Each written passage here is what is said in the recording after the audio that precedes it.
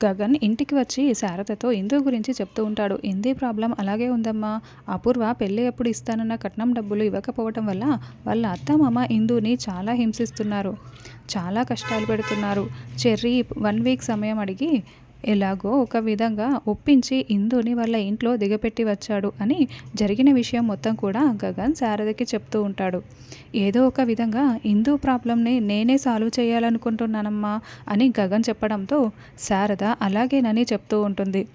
ఇందు, సౌందర్య, వెంకటేష్ దారిలో నడుస్తూ వెళ్తూ ఉంటారు.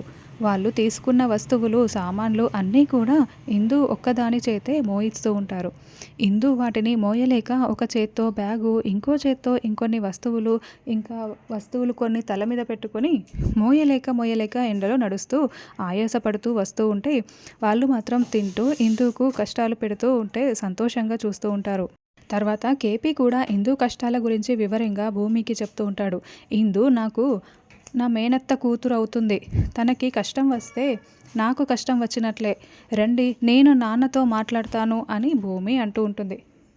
కానీ నువ్వు చెప్పినా వింటారో లేదో అపూర్వ మళ్ళీ ఏం చేస్తుందో అని కేపీ అంటే, అవన్నీ ఎందుకు మామయ్య, నేను నాన్నతో మాట్లాడతాను, మీరు రండి మామయ్య అని భూమి, నాన్న నేను మీతో ఒక విషయం మాట్లాడాలి అని భూమి చెప్తూ ఉంటుంది.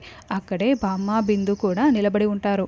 అప్పుడే సరిగ్గా అపూర్వ అక్కడికి వచ్చి ఏదో మాట్లాడాలి అని చెప్తూ ఉంటే అపూర్వ చాలా కోపంగా భూమి వైపు చూస్తూ ఉంటుంది.